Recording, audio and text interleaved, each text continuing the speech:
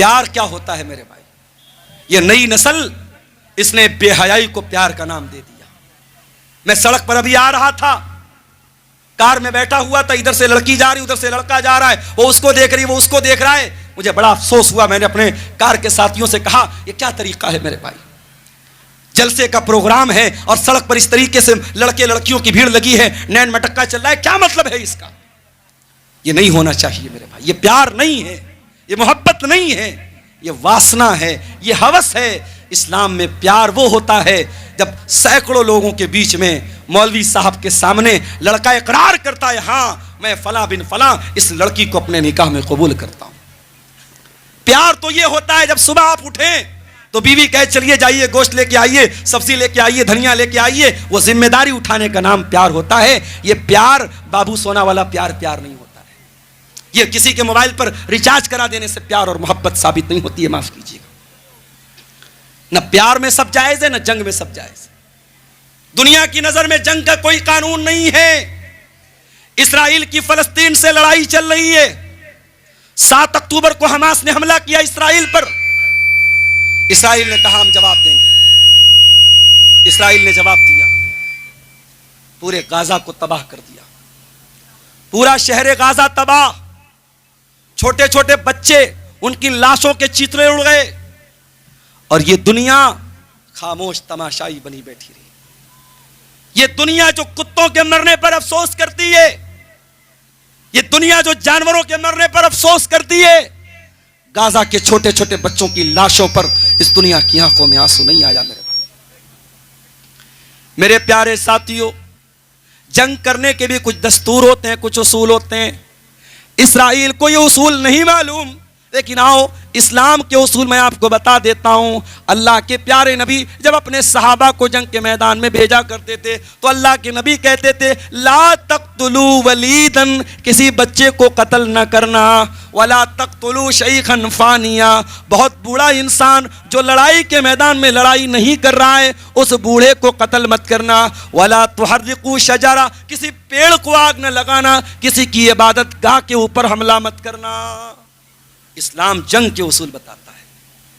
और अल्लाह कुरान में कहते, क्या माइक को क्या हो गया? माइक वाले पैसा नहीं मिलेगा आपको, पैसा कैंसिल आपका। मेरे भाइयों, कुरान कहता है वला यजरिमन्नकुम शनआन कौमिन अला अल्ला तादिलू, ऐ ईमान वालो अगर किसी कौम के साथ तुम्हारी दुश्मनी है तो दुश्मनी का मतलब यह नहीं है कि तुम ना इंसाफी करो, दुश्मन के साथ भी तुम्हें इंसाफ करना है। ये इस्लाम की तालीम है, ये इस्लाम की शिक्षा है। तो पहली चीज झगड़ा खत्म करना है, हमें क्या करना पड़ेगा? सुनी सुनाई बात पर अमल नहीं करना है, तहकीक करना है। दूसरा काम सुलह कराना है। तीसरा काम इंसाफ करना है। और आगे बढ़िए, चौथा काम क्या करना है? फरमाया या अय्युहल्लज़ीना आमनू ला यस्खर कौमुम मिन कौमिन असा अन यकूनू खैरम मिनहुम, ऐ ईमान वालो तुम्हारे पास दौलत ज्यादा है तो गरीब का मजाक मत उड़ाना। तुम हैंडसम और खूबसूरत हो तो किसी नॉर्मल शक्लो सूरत के इंसान का मजाक मत उड़ाना। तुम बहुत बॉडी बिल्डर हो, किसी दुबले पतले का मजाक मत उड़ाना। ला यस्खर कौमुम मिन कौमिन, कोई किसी का मजाक न उड़ाए। असा अन यकूनू खैरम मिनहुम, हो सकता है तुम जिसका मजाक उड़ा रहे हो अल्लाह के उसका मकाम ज्यादा ऊंचा हो। हम नहीं जानते, हमें लगता है हमारे पास दौलत है, हम बहुत तीसमार खा बन गए। अल्लाह ताला के यहां दौलत की कदर नहीं है मेरे भाई। अल्लाह ताला के यहां कितने गरीब लोग हैं जिनकी शक्ल दरवाजे से धक्का दे के भगा दें, उन गरीबों की अल्लाह ताला की इतनी वैल्यू है, अगर वो अल्लाह के नाम की कसम खा लें अल्लाह उनकी कसम को जरूर पूरी करेगा। मेरे प्यारे साथियों, अल्लाह कह रहा है कोई मर्द किसी मर्द का मजाक न उड़ाए, वला निसाउम मिन निसाइन, और कोई औरत किसी औरत का मजाक न उड़ाए। उसके बाद फरमाया वला तलमिजू अनफुसकुम, और एक दूसरे को ऐब न लगाओ, एक दूसरे को तोहमत न लगाओ, एक दूसरे के बारे में बुरी बुरी बातें न करो, गंदी गंदी बातें न करो, एक दूसरे को ऐब मत लगाओ। कुरान के 30वें पारे में एक छोटी सी सूरत है, वैलुल लिकुल्लि हुमज़तिल लुमज़ा, बर्बादी है, जहन्नम है हर उस इंसान के लिए जो होमज़ा हो और जो लोमज़ा हो, जो इशारे से किसी की बुराई कर रहा हो या ज़बान से किसी की बुराई कर रहा हो। इस्लाम इस बात की भी परमिशन नहीं देता आप इशारे से किसी की बुराई बयान करें, इशारे से किसी का मजाक उड़ाएं, इस्लाम इसकी भी इजाजत नहीं देता है। उसके बाद फरमाया वला तनाबजू बिल अलकाब, और किसी को बुरे लक़ब से याद न करो। कोई काला है उसे कलुआ बोलते हैं, कोई बेचारा नाटा उसे नटवा बोलते हैं, कोई एक पैर से माजूर उसको लंगड़ा बोलते हैं। ऐसे नाम से याद करते हैं जिस नाम पर वो इंसान चिढ़ता है, नाराज होता है, नापसंद करता है। वला तनाबजू बिल अलकाब, किसी को बुरे लक़ब से याद मत करो। इसी तरीके से कोई पहले शराब पीता था, अब उसने तौबा कर ली, उसने सही रास्ता अपना लिया। अब जब भी उससे मिलते हैं कहते अरे भाई तू बड़ा शरीफ बनता है, पहले तो तू शराब पीता था। उसकी पुरानी बातों को याद दिला करके उसको ताना मारना, यह भी इस्लाम के अंदर जायज नहीं है। वला तनाबजू बिल अलकाब, किसी को बुरे लक़ब से याद मत करना। उसके बाद फरमाया बिसल इस्मुल फुसूक बादल ईमान, ईमान लाने के बाद किसी को बुरे लक़ब से याद करना यह बहुत बड़ा गुनाह है। वमल्लम यतुब फउलाइका हुमुज़ ज़ालिमून, और जो तौबा नहीं करेगा वो बहुत बड़ा जालिम है, बहुत बड़ा जालिम है। ये झगड़ों को खत्म करना है मेरे भाइयों, तो इन रास्तों को हमें अपनाना पड़ेगा। 2-3 चीजें और हैं, उसके बाद हम कलेक्शन की तरफ आएंगे। मैं 5 मिनट आपके बीच में बैठा रहूंगा। जो भी ताउन आपको मदरसे के लिए करना है मेरे हाथ पे आप करते हुए जाएंगे। अल्लाह आपका भला करेगा, अल्लाह आपके माल में बरकत अता करेगा।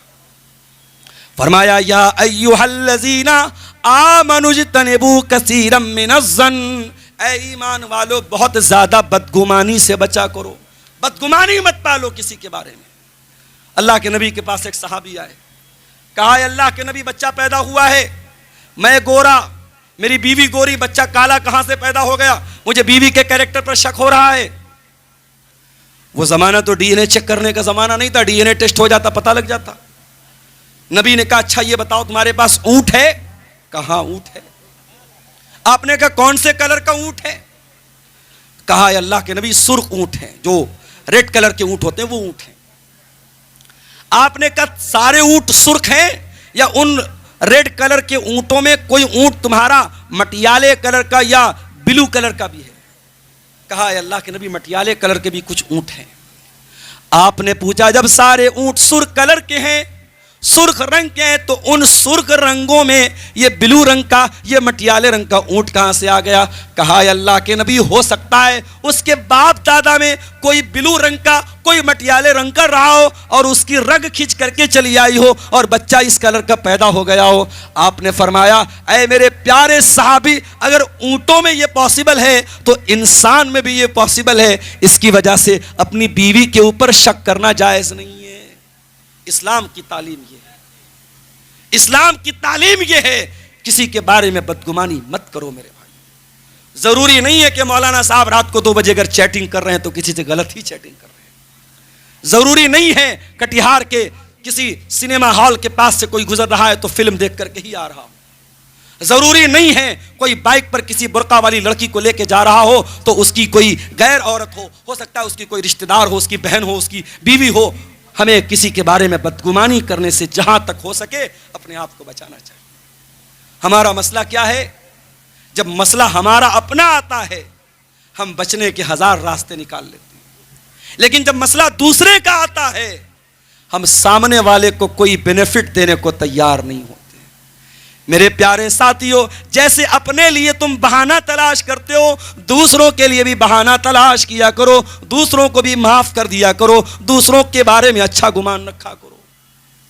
अल्लाह ने कुरान में बयान किया, सुलेमान अलैहिस्सलाम जा रहे हैं, रास्ते में चींटियों का बिल आ गया, ढेर सारी चींटियां जा रही हैं और चींटियों की जो मालिक है, उनकी जो रानी है, वह कालत नमलतुन या अय्युहन नमलु दुखुलू मसाकिनकुम, वो चींटियों की रानी चींटियों से कहती है ऐ चींटियों अपने अपने बिल में चली जाओ, अपने अपने घर में चली जाओ। ला यहतिमन्नकुम सुलैमान व जुनूदुहु, कहीं ऐसा न हो कि सुलेमान और उसके लश्कर के लोग तुमको रौंद डालें, वहुम ला यशउरून,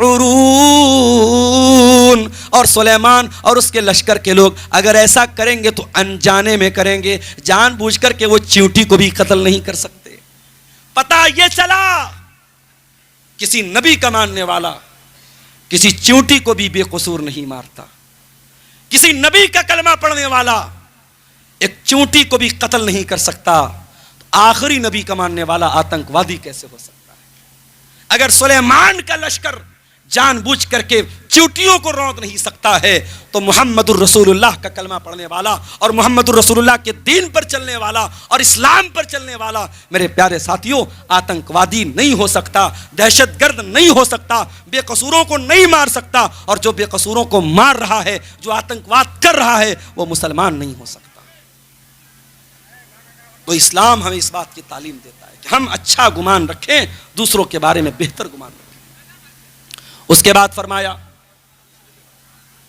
इन्न बाज़-अज़्ज़न्नि इस्मुन, जब तुम किसी के बारे में बदगुमानी करोगे तो हो सकता है तुम गलत गुमान कर लो, तुम गुनाह का कोई गुमान कर लो। उसके बाद फरमाया वला तजस्ससू, और किसी की जासूसी मत किया करो, वला यग़तब बाज़ुकुम बाज़ा, और किसी की गीबत न किया करो, किसी के पीठ पीछे उसकी बुराई मत किया करो।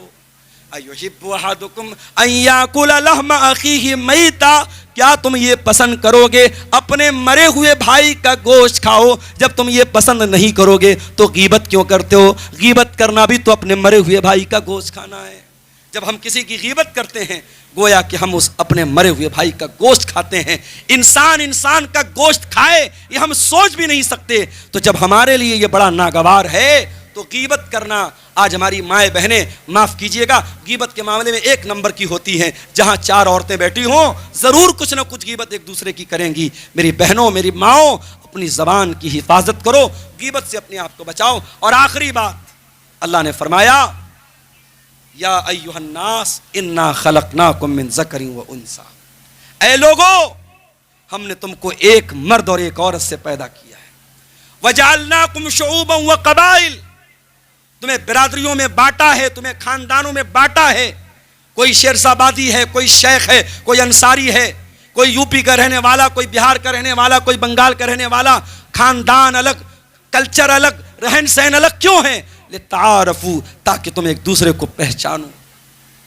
बिरादरी के नाम पे, खानदान के नाम पे, इलाके के नाम पे एक दूसरे को हकीर समझना, अपने आप को ऊंचा समझना, ये इस्लाम की तालीम नहीं है मेरे भाइयों।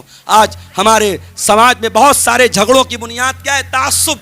एक बिरादरी वाला अपने आप को ऊंचा समझता है, दूसरे को हकीर समझता है। इस वजह से भी बहुत सारे मसले मेरे प्यारे साथियों पैदा होते हैं। तो सूरह हुजरात की इन आयतों में अल्लाह ताला ने हमें और आपको झगड़ों को ख़त्म करने के लिए ये सॉल्यूशन दिया है। अगर मैंने जल्दी जल्दी बयान किया है, अगर इन चीज़ों पर हम अमल करेंगे इंशाअल्लाह हमारे झगड़े ख़त्म हो सकते हैं। मेरे भाइयों, बहुत अदब के साथ आपसे गुजारिश है, मेरे पास बस 5-10 मिनट का टाइम है। आप आइए और आगे बढ़ कर के मेरे हाथ में आप मुसाफा की शक्ल में इस इदारे के लिए, मदरसा इस्लाहिया के लिए जो ताउन आपको करना हो आप कीजिए।